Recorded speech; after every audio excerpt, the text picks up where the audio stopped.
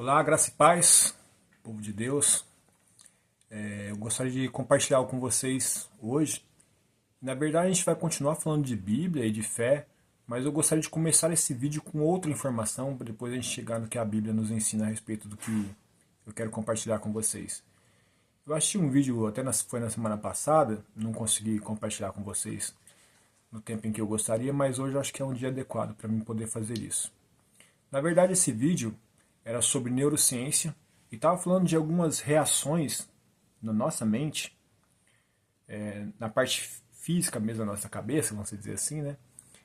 E nos momentos de dificuldades, como a nossa mente reage, como há uma reação física dentro de nós em relação aos momentos de dificuldades. E esse vídeo desse canal sobre neurociência, ele terminou o vídeo dizendo uma frase interessante. Ele disse o seguinte: talvez, em alguns momentos, a melhor reação diante de uma tempestade não é fugir dela, e sim aprender a dançar com a chuva, ou dançar em meio à chuva. E aquela frase mexeu comigo, mexeu com a minha cabeça, e eu refletindo sobre isso, e logo depois tive contato com um versículo interessante, que depois a gente vai falar sobre ele. E eu gostaria de compartilhar com vocês, porque na verdade todos nós temos as tempestades da vida, temos os momentos difíceis e muitas vezes nós temos dificuldade em absorver as coisas e reagir da maneira adequada com algumas coisas. E inclusive, eu já disse em algum outro vídeo que uma vez eu ouvi um pastor dizendo que alguém foi se aconselhar com ele e era um problema que, assim, era só realmente Deus, um milagre, poderia mudar aquela situação. Humanamente olhando, não tinha mais condições de ser resolvido aquilo. E aí esse pastor ficou preocupado, porque ele não conseguiu apresentar uma solução para a pessoa. E esse pastor foi falar com o seu conselheiro, por causa desse conflito que ele entrou, e o conselheiro dele disse a ele: mas quem disse que o seu papel é tirar ele dessa situação? O seu papel como pastor é fazer ele perceber Deus em meio à tribulação, em meio ao problema que ele está passando. Porque muitas vezes existem casos que não vai acontecer do jeito que a gente quer, não vai se resolver tão rápido quanto a gente quer. E a gente precisa entender que tempestades existem e muitas vezes não vai ter como a gente fugir dela e a gente vai ter que aprender a dançar na chuva. E falando a respeito disso, eu encontrei um texto, né, naquela mesma semana, Romanos 12:12, que falou muito ao meu coração a respeito desse comportamento, dessa atitude, dessa postura que temos que ter. Romanos 12:12 disse: alegrem-se na esperança, sejam pacientes na tribulação, orem sem cessar ou continuamente. Observe que o versículo fala que nós temos que nos alegrar na esperança. Ou seja, que esperança? Exatamente nessa esperança que o pastor deveria ter conduzido a pessoa a entender.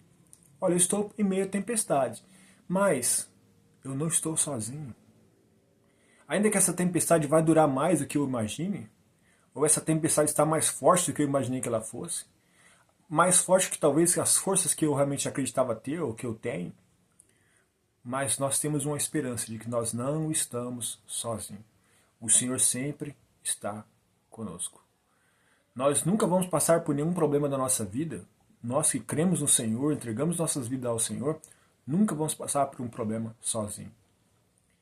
A segunda parte do versículo: sejam pacientes na tribulação. Ser paciente é difícil. Eu tive uma experiência, até quero abrir um parênteses aqui. No ano passado, 2024, poucas pessoas que me ouvem na internet talvez saibam disso, mas eu tive um câncer no intestino e fiz uma cirurgia, passei por um processo de quimioterapia. E lá no hospital eu pude refletir um pouco mais sobre o que é ser paciente. Ser paciente é você realmente ter paciência, esperar e entender a sua dependência de outra pessoa. Quem cuidava de mim eram os médicos, quem cuidava de mim eram as enfermeiras. Eu mesmo não podia fazer nada no hospital senão aceitar o cuidado dos profissionais capacitados para o processo. Só que o apêndice que eu quero abrir aqui é para você cuidar da sua saúde.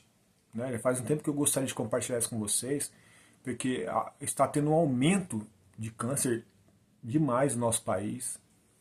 Eu vi uma reportagem há uns 2 meses atrás que o sistema de saúde não está conseguindo, né, atender as demandas do processo de quimioterapia que tem que ser iniciado com 60 dias, pós uma cirurgia ou pós o diagnóstico, dependendo do caso que for. O SUS não está dando conta de atender isso, né? Então nós precisamos nos cuidar. E algumas doenças, como no caso do câncer, em alguns casos, é uma doença silenciosa. Então quando você perceber algo errado na sua saúde, procure um médico.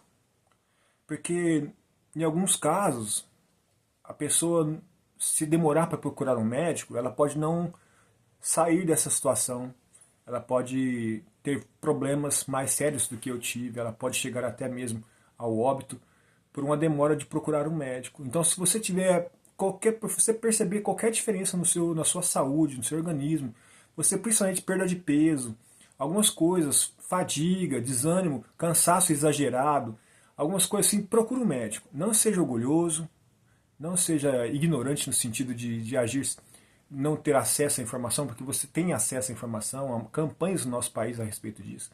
Nós temos informações, procure um médico e vai se cuidar para que você não passe por problemas maiores. Mas enfim, eu aprendi o que era ser paciente, depender totalmente de outra pessoa. E o Paulo, quando fala aos Romanos, ser paciente em meio à tribulação, é você entender que você tem que confiar em Deus. É nele que deve estar a nossa confiança, e não no nosso próprio jeito de resolver as coisas, nos nossos braços, no nosso intelecto, na nossa capacidade, seja qual for, nós confiamos nisso. Mas ser paciente é confiar em Deus. Então alegre-se na esperança. Creio que você não está sozinho, nós não estamos sozinhos no processo.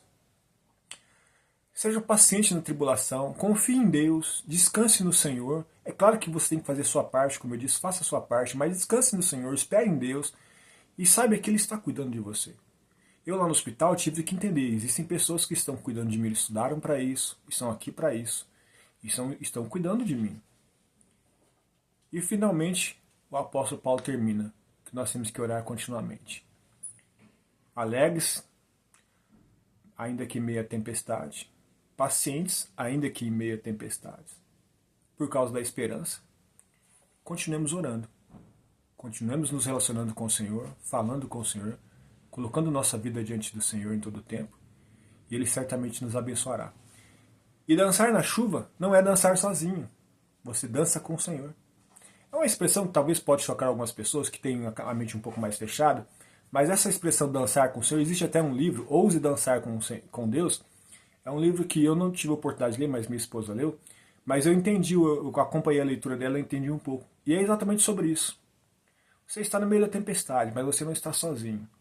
Você não vai sair da maneira que você acha que você vai sair com seus próprios braços. Talvez não vai sair no tempo que você quer. Mas enquanto você estiver ali, entenda que você está só. Você não está só, o Senhor está com você. E continue orando, continue relacionando com o Senhor, continue nutrindo a sua fé. Entendeu? Siga esse processo de dançar em meio à tempestade. Porque você não está sozinho. As tempestades, por mais forte que ela seja, quando você está com o Senhor, ela não vem para a sua destruição.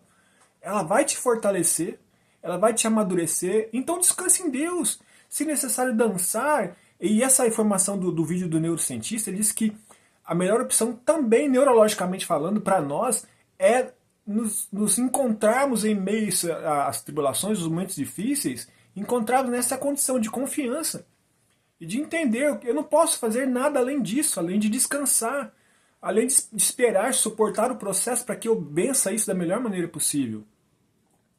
Então, muitas vezes, na tempestade, a melhor decisão realmente é dançar na chuva.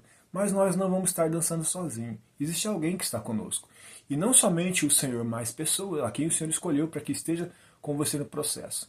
Para que você possa entender que esse processo, ele vem sim, mas não para acabar com você, mas para te fortalecer, para te amadurecer, para fazer com que você perceba coisas que talvez você não perceba. Como eu tive que passar por um processo e aprendi muito. Eu amo a palavra de Deus, busco me relacionar com o Senhor da melhor maneira que eu posso. Ainda não é da melhor maneira que eu quero, porque eu não consigo fazer tudo aquilo que eu quero na minha relação com o Senhor, eu ainda falho dentro daquilo que eu mesmo tenho como propósito. Mas nesse processo que eu passei, eu aprendi muita coisa. O Senhor mudou muito a minha mente e o meu coração a respeito das coisas da vida. Eu tive que dançar no meio da tempestade, eu tive que entender que aquilo não era tão ruim quanto eu pensei, ou não é ruim. Parece ruim, É como o apóstolo Paulo fala também em Romanos 12, sobre a boa, perfeita e agradável vontade de Deus.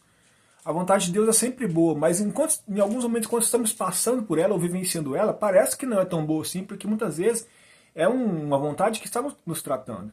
Ela é perfeita? Sim, ela é perfeita, que o final dela vai ser bom.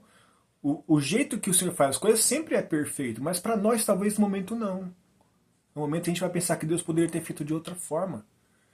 E ela é agradável porque no final de tudo vai produzir coisas boas em nossas vidas. Então que a gente possa entender que até mesmo as tempestades, até mesmo em meio à tempestade, o Senhor está conosco. E que a gente tenha a ousadia de nos alegrarmos na esperança, de sermos pacientes na tribulação, e continuarmos orando, falando com o Senhor, nos entregando a Ele, confiando nele, ouvindo Ele, e assim certamente venceremos. Que essa palavra encontre repouso no seu coração e produza transformação, assim como o meu processo de tempestade produziu transformação em mim. E que nós possamos entender que o agir de Deus realmente é sempre bom para nossas vidas. A palavra do Senhor diz que o Senhor tem pensamentos bons para nossas vidas, não de mal. E a Bíblia diz que os planos do Senhor são melhores que os nossos. Que os planos do Senhor se cumpram. Se necessário algumas tempestades, o Senhor trará essas tempestades. Em alguns momentos as tempestades são a gente mesmo que vai produzir, mas mesmo assim o Senhor está conosco. Basta nós entendermos que, ainda que diante de uma falha nossa, Ele não nos abandona, Ele está conosco.